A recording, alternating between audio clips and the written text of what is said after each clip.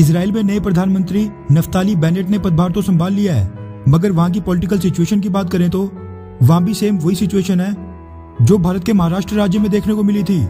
जिस तरह महाराष्ट्र में सबसे बड़ी पार्टी भारतीय जनता पार्टी सत्ता से बाहर हो गई और बीजेपी समर्थक शिवसेना ने ओपोजिशन के साथ मिलकर सरकार और सीएम दोनों बना लिए, ठीक उसी तरह बेंजामिन नेतन्याहू की लिक्विड पार्टी, जिसके पास इजरायली नेसेट की 120 में से सबसे ज्यादा 30 सीटें हैं, वही इजराइल में सत्ता से बाहर हैं। और एक समय पर बेंजामिन नेतन्याहू के कट्टर सपोर्टर रहे नफ्ताली बेनेट ने ओपोजिशन की 7 पार्टीज के साथ मिलकर नई सरकार बना ली है।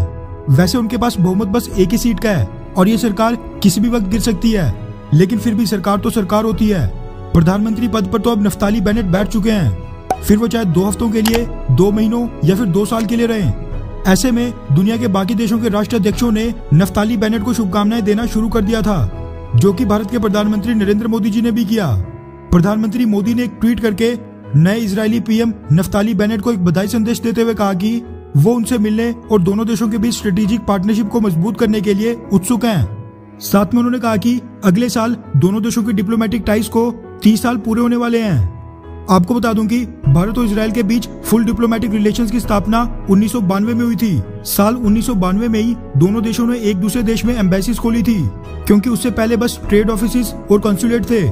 इसीलिए फुल डिप्लोमेटिक रिलेशंस को साल 2022 में 30 साल पूरे होने हैं। बस तभी प्रधानमंत्री मोदी ने नफ्ताली बेनेट को अपने ट्वीट में इस चीज का जिक्र किया था, जिसका जवाब नए इजरायली पीएम नफ्ताली बेनेट ने दे भी दिया है। नफ्ताली बेनेट ने एक ट्वीट करके कहा कि thank you prime minister Narendra Modi, मैं हमारे दोनों लोकतांत्रिक देशों के बीच यूनिक एंड वार्म यानी अनोखे और करीबी संबंधों को मजबूत करने के लिए आपके साथ मिलकर काम करने के लिए बहुत ही ज्यादा उत्सुक हूँ।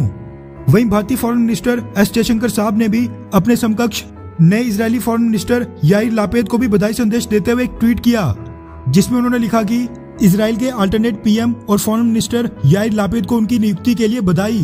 हमारी मल्टीफेस स्ट्रेटेजिक पार्टनरशिप यानी बहुआयामी रणनीतिक साझेदारी को आगे बढ़ाने के लिए एक साथ मिलकर काम करने के लिए तत्पर हूँ। अब अगर आपको ये पता नहीं है कि एस जयशंकर साहब ने फॉरेन मिनिस्टर याइर लापेद को अल्टरनेट पीएम क्यों कहा, तो आपको बता दूं कि एक एग्रीमेंट के तहत 2 साल के लिए नफ्ताली बेनेट पीएम रहेंगे, फिर उसके बाद अगले 2 सालों के लिए याइर लापिद, जो कि आज के समय इजराइल के विदेश मंत्री हैं, क्योंकि इजराइल की ओपोजिशन पार्टीज में याइर लापिद की पार्टी के पास सबसे ज्यादा सीटें हैं। मगर ओपोजिशन की पार्टीज के पास एक साथ मिलने के बाद भी बहुमत नहीं था, इसीलिए उन्होंने कट्टर राइट विंग नेता नफ्ताली बेनेट को अपनी तरफ लाने के लिए उनको पहले 2 साल के लिए पीएम पद का कार्यकाल ऑफर किया। याइर लापिद सितंबर 2023 में इजराइल के नए पीएम के रूप में शपथ लेंगे। बस तब तक बेंजामिन नेतन्याहू कोई कांड करके ये सरकार गिरा ना दें। याइर लापिद ने भी भारतीय विदेश मंत्री एस जयशंकर साहब के ट्वीट का रिप्लाई दिया और कहा, मैं दोनों देशों के बीच की स्ट्रेटेजिक पार्टनरशिप को आगे बढ़ाने के लिए एक साथ मिलकर काम करने के लिए उत्सुक हूँ और आशा करता हूँ कि हम जल्दी इजराइल में आपका स्वागत करेंगे। रिपोर्ट्स के मुताबिक पीएम नरेंद्र मोदी जी नए इजरायली प्रधानमंत्री नफ्ताली बेनेट के साथ बहुत ही जल्द फोन कॉल पर बात करके बधाई संदेश भी देंगे और साथ में उनको भारत आने के लिए आमंत्रित भी किया जा सकता है। वैसे जो भी हो, पीएम प्रेसिडेंट आते जाते रहेंगे, मगर जो इजराइल और भारत के रिश्तों की नींव बेंजामिन नेतन्याहू और प्रधानमंत्री मोदी ने रख ली है, वो बिल्कुल भी नहीं टूटनी चाहिए और दोनों देशों के संबंध लगातार ऐसे ही मजबूत होते रहने चाहिए।